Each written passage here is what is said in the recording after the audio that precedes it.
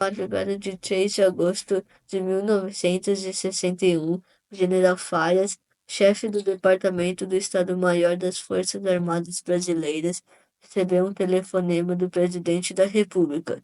Poucos minutos depois, foi informado de uma decisão estratégica de grande impacto.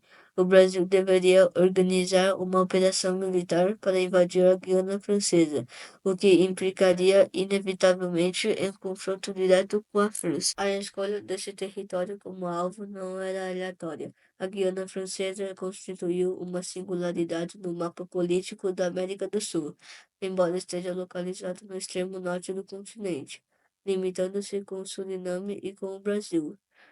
Trata-se de um departamento ultramarino francês e não de um Estado soberano.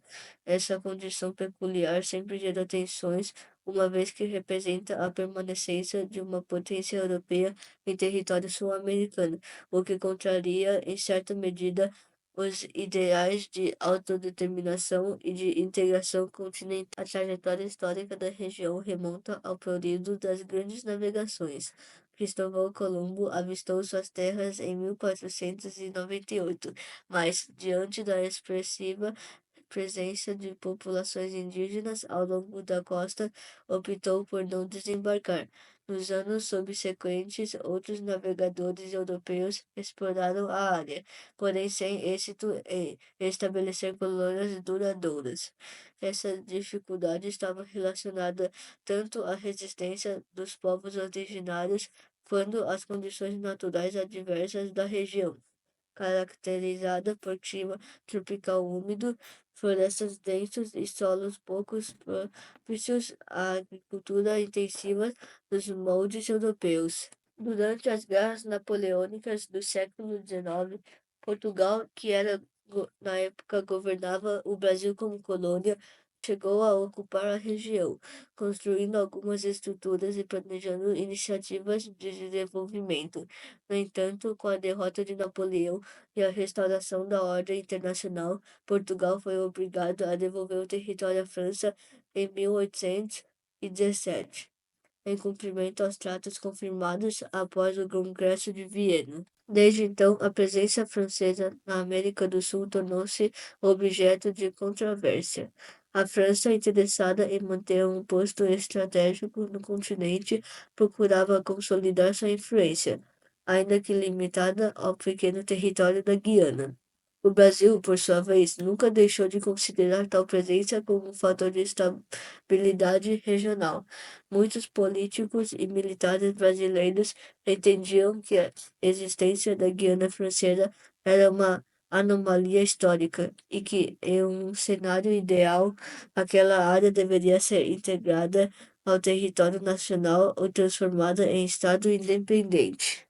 Ao longo do século XX, tais percepções se intensificaram em virtude das disputas geopolíticas que marcaram a Guerra Fria.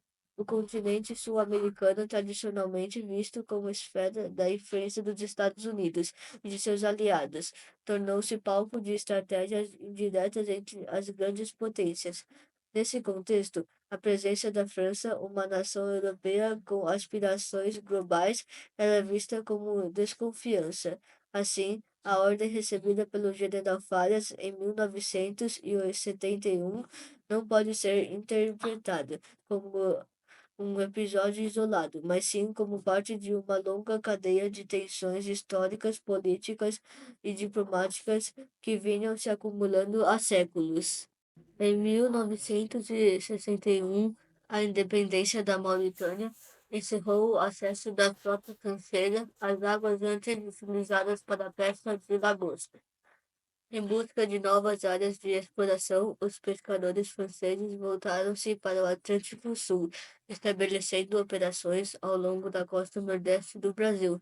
Tal atividade, entretanto, ameaçava a subsistência das comunidades locais e gerava evidente confronto de interesses. Para conferir legitimidade às suas práticas, os franceses apresentaram ao governo brasileiro um pedido de pesquisa marítima, que inicialmente lhes concedeu acesso às águas nacionais. Contudo, após a posse do presidente João Goulart, a situação se alterou. desconsiderando a resistência das autoridades brasileiras. As embarcações francesas continuaram a pescar sem autorização.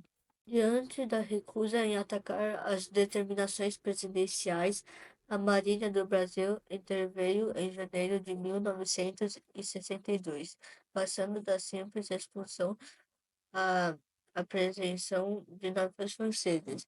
O episódio resultou em negociações diplomáticas, nas quais o Brasil defendeu sua posição com base na Convenção de Genebra de 1958, sustentando que a lagosta deveria ser considerado recurso da plataforma continental e, portanto, sob jurisdição nacional. Após a posse do presidente João Goulart, a França adotou novamente a mesma estratégia diplomática. Em novembro de 1961, ao retornar aos Estados Unidos, apresentou ao governo brasileiro um novo pedido de expedição marítima. Dessa vez, o Departamento de Pesca do Brasil demonstrou hesitação em conceder a autorização. Não obstante, os pescadores franceses indiferentes à ausência de aprovação, iniciaram de imediato suas atividades de pesca. A atitude francesa causou perplexidade em Goulart, que questionou a presunção daqueles pescadores ao considerar que a simples mudança de governo lhes permitiria retomar a exploração dos recursos pesqueiros nacionais. Em pronunciamento firme, advertiu-os a abandonar imediatamente as águas brasileiras, sob a pena de detenção. A frota, contudo, ignorou a advertência e prosseguiu a pesca de currículo. Diante da persistência francesa, a Marinha do Brasil foi adicionada em janeiro de 1962. Inicialmente, restringiu-se a expulsar as embarcações estrangeiras. Entretanto, diante da ineficácia dessa medida, passou a prender os barcos franceses, obrigando suas tripulações a assinar termos de fiança. Tal postura enérgica produziu efeito imediato, levando os pescadores a recorrerem ao governo francês e a solicitar uma reunião diplomática com Itamaraty. No curso das negociações, o Brasil reafirmou sua posição de que as atitudes pesqueiras em questão ocorriam na plataforma continental brasileira e, portanto, enquadravam-se nas disposições da Convenção de Genebra de 1958 sobre o alto mar, seguindo a qual cabe aos estados costeiros o direito soberano de explorar e administrar os recursos naturais existentes em sua plataforma continental. O episódio provocou profunda indignação no presidente João Goulart, que determinou uma resposta imediata por parte da Marinha do Brasil. Em 30 de janeiro de 1963, após a recusa de 3 embarcações pesquiseiras francesas em atender às ordens de parada para inspeção, as unidades navais brasileiras, em cumprimento à ordem presidencial, efetuaram disparos de advertência contra os referidos navios. Apesar da inexistência de vítimas, a ação evidenciou para a França a gravidade do impasse e a disposto do governo brasileiro em defender a soberania de suas águas jurisdicionais. Em seguida, o embaixador francês solicitou, em caráter emergencial, uma audiência com o presidente Goulart. Durante o encontro, a parte francesa indicou a possibilidade de solucionar a controvérsia mediante compensação financeira. Goulart sinalizou a abertura para a negociação, aventando a hipótese de concessão de licença de pesca a embarcações francesas, condicionada ao estabelecimento de valores previamente acordados.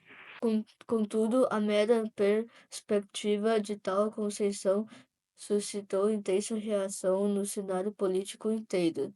Diversos segmentos da sociedade e da imprensa acusaram o chefe do executivo de alienar a soberania nacional e de ceder a pressões externas. Sobre essa conjuntura de forte contestação doméstica, Goulart foi compelido a reconsiderar sua posição inicial. Assim, em 18 de fevereiro de 1963, o Ministério das Relações Exteriores do Brasil anunciou oficialmente a suspensão das negociações com a França. A decisão gerou imediata insatisfação em Paris. O presidente Charles de Gaulle, em reação veemente, convocou sem demora o embaixador brasileiro, registrando formalmente seu protesto contra o que considerava uma grave retrocesso em uma violação do entendimento anteriormente estabelecido. Em fevereiro de 1963, o grupo de combate do porta-aviões francês Clemenceau, então engajado em exercícios navais na África Ocidental, recebeu instruções adicionais do governo francês.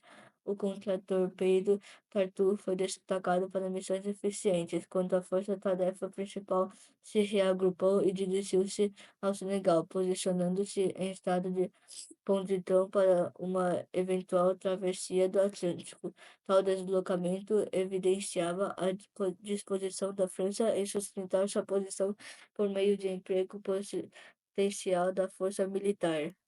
O governo brasileiro, contudo, não se deixou intimidar.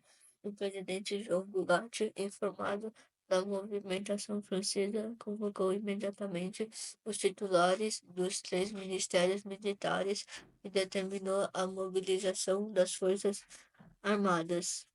Em 22 de fevereiro de 1963, a Marinha do Brasil concentrou significativa parcela de sua esquadra, um porta-aviões, uma fragata, seis torpedeiros, dois cruzadores e um submarino foram deslocados para a costa nordestina. A Força Aérea Brasileira, por sua vez, posicionou mais de 20 aeronaves de diferentes categorias, incumbidas de monitorar as unidades navios francesas e manter prontidão operacional para eventuar engajamento. Paralelamente, o exército mobilizou o grupo Artilharia, ordenando instalação imediata em posições defensivas ao longo do litoral nordestino. Esta mobilização conjunta, de caráter ostensivo, repercutiu amplamente na comunidade internacional, revelando a determinação brasileira em resguardar sua soberania marítima. A escalada de tensões provocou reação imediata em Paris.